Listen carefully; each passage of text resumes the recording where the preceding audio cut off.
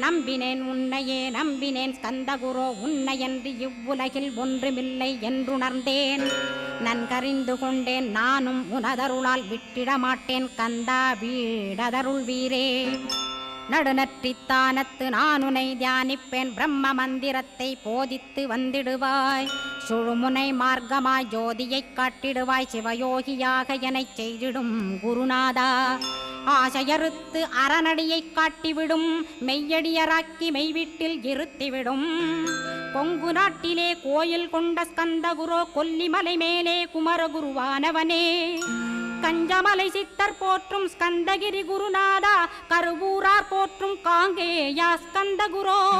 மருதமலை சித்தன் மகிழ்ந்து பணி பரமகுரோ சென்னிமலை குமரா சித்தர் கருள்வோனே.